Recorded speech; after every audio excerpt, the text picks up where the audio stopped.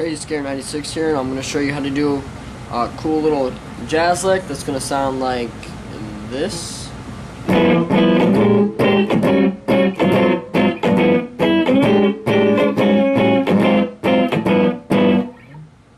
of like that. And what that is like you have your ninth chords, like that's a C9. Then there's another way to do the ninth chord, which is like that. Okay. Now that right there is a G ninth chord.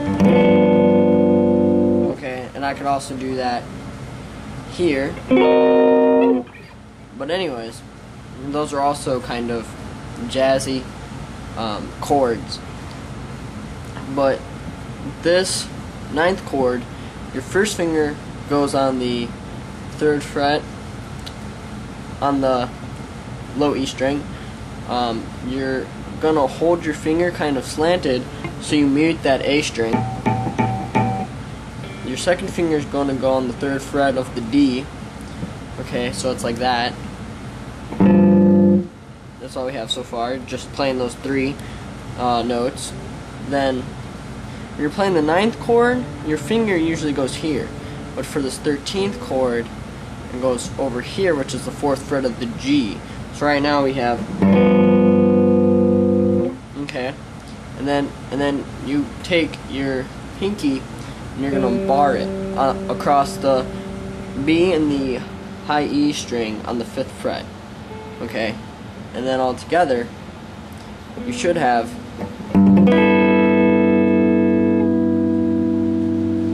okay.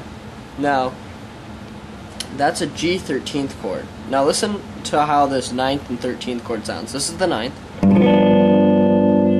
and this is the 13th.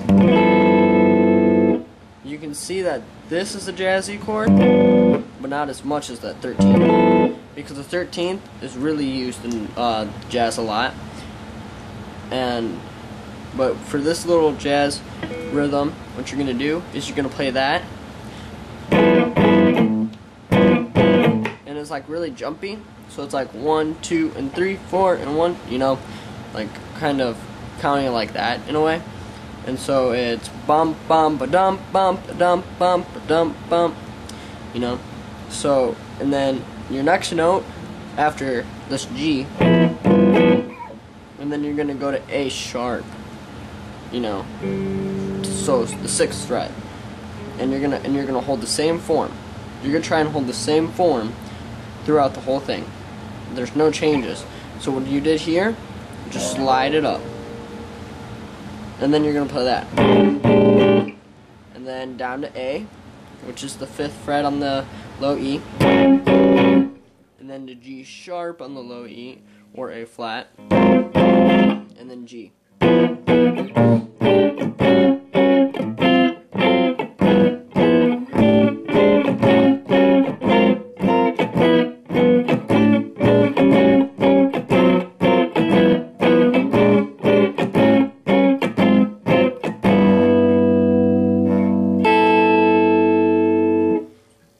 Okay, and it's a really nice chord to end things on.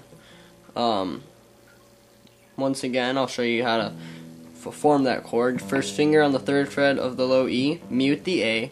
Second finger on the 3rd fret of the D. 3rd finger on the 4th fret of the G. Pinky bars the B and the E on the 5th fret. That's how you do it. Once again.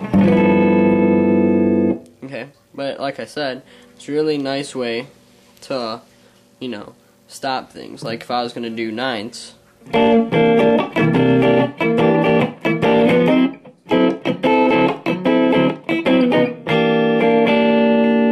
instead of ending there, I'd be,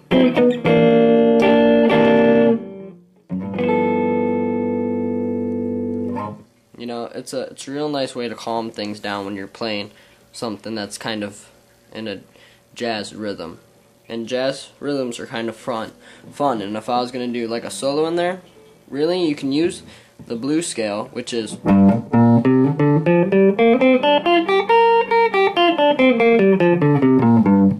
okay, you can use that, but you know, for like a jazz, you want to keep moving. You don't want to play too fast or too slow, but you want to keep moving with the rhythm. And that's just a couple things to help you play a little bit of jazz, because you have to admit, you might not like jazz, but that's actually a really fun lick. And after a while, you have to develop a stretch in your hand, and that'll help exercise your hand if you're not used to the stretch. Thanks for watching. Bye.